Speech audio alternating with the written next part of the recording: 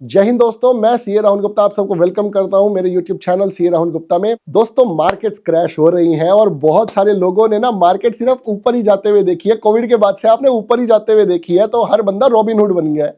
सबको लगता है पैसा तो हम ही लगा लेंगे और हम ही कमा लेंगे। भाई साहब, मार्केट वापस जमीन पे सबको लाती है, चाहे मैं हूं चाहे आप हो। मार्केट ने 75,000 पे आज मार्केट ऑलमोस्ट क्लोज हो रही है या होने वाली है। 84,000 के आसपास मार्केट ने हाई बनाया था। आइए जानते हैं डिटेल में रीजंस कि ये मार्केट डाउन जा क्यों रही है। दोस्तों, पिछले 5 महीने से कंटिन्यूअसली एफआईआईज अपना पैसा निकाले जा रही है इंडियन मार्केट से। एफआईआईज ने बहुत मोटा पैसा इंडियन मार्केट से निकाल लिया है और 1 फरवरी 2025 को बजट के अंदर एफआईआईज के ऊपर tax rate, long term capital gain tax rate को 10% से बढ़ा के 12.5% करने का प्रस्ताव रखा गया है।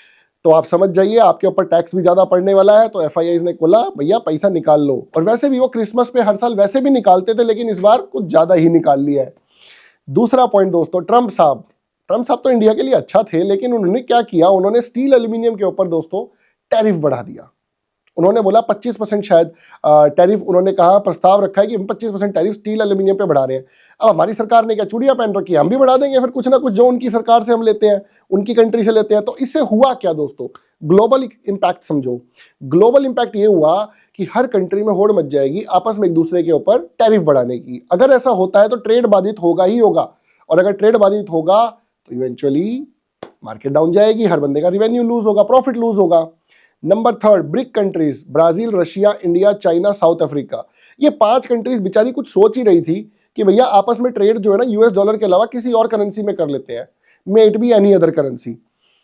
लेकिन ट्रम्प साहब को पता नहीं कहां से खुफिया इंफॉर्मेशन निकल गई कि ये सब लोग इकट्ठा मिलकर कुछ चापलूसी करने की तैयारी कर रहे हैं। उन्होंने क्या किया, उन्होंने कहा बेटा सुनो, अगर कुछ भी करने की कोशिश करी, हमारी करेंसी को छोड़ के किसी और करेंसी में ट्रेड करने की कोशिश की, तो स्पेशल टैरिफ आपका इंतजार कर रही है। अगला रीजन दोस्तों, आपको पता है हमारी कंट्री के अंदर वीक डिमांड फॉलो हो रही है। टाटा मोटर्स, एचयूएल, ब्रिटानिया, सबको जो है रेवेन्यू डाउन हो गया है। पता है क्यों? लोग सोच समझ के खर्चा कर रहे हैं, खास तौर से बिस्किट नमकीन तक सोच समझ के खर्चा कर रहे हैं। अब आप ये समझो, ब्रिटानिया, एचयूएल साबुन भी ढंग से यूज कर रहे हैं। तो आप समझ जाओ कि वीक डिमांड होने की वजह से उनको अपने रिवेन्यू को सस्टेन करने में दिक्कत आ रही है, उनको अपने प्रॉफिट्स को सस्टेन करने में दिक्कत आ रही है। टाटा मोटर्स जैसी कंपनी को भी अपनी गाड़ियों की सेल दिख रहा है कि कम हो रही है। खैर, टाटा मोटर्स के नाम से याद आया, भाई इलेक्ट्रिक गाड़ी के अंदर महिंद्रा XC90 करके एक नई गाड़ी आई है। भाई कमाल गाड़ी है यार, गजब की गाड़ी आई है। अब उसने टाटा मोटर्स की सेल पे जरूर हिट किया होगा, ये मैं कह सकता हूं, वो भी इलेक्ट्रिक है। तो दोस्तों, ये तो थी सारी नेगेटिव न्यूज मार्केट को लेके। अब एक पॉजिटिव न्यूज जो आ रही है, जो सबसे पॉजिटिव है, वो ये है, ट्रम्प साहब जा रहे हैं, मोदी जी जा रहे हैं ट्रम्प साहब से मिलने के लिए यूएस। कह रहे हैं भाई बैठ जा, कुछ डिस्कस कर ले, इतना मत कांड कर, सारी मार्केट धराशायी हो जाएंगी। निफ्टी ने दोस्तों पूरे 5 महीने कंटिन्यूसली लोअर सर्किट मारे हैं, हर महीने लोअर में बंद हुआ है, हर महीने के एंड में। अब आप समझो 2008 का जब डाउनफॉल आया था ना दोस्तों, तब भी 5 महीने कंटिन्यूअसली लोअर सर्किट हिट नहीं हुए थे निफ्टी के।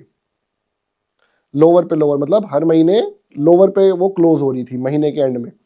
तो दोस्तों, एक थोड़ा सा डरावने वाला पॉइंट तो है, लेकिन मोदी है तो मुमकिन है। मोदी जी जा रहे हैं ट्रम्प साहब से मिलने, देखो कुछ तो करके लाएंगे। तो आप ऐसे ही चैनल के साथ जुड़े रहिए, हम नया नया कंटेंट आप तक लाते रहेंगे, और एक पॉजिटिव नोट के साथ मार्केट विल बाउंस बैक। जय हिंद दोस्तों।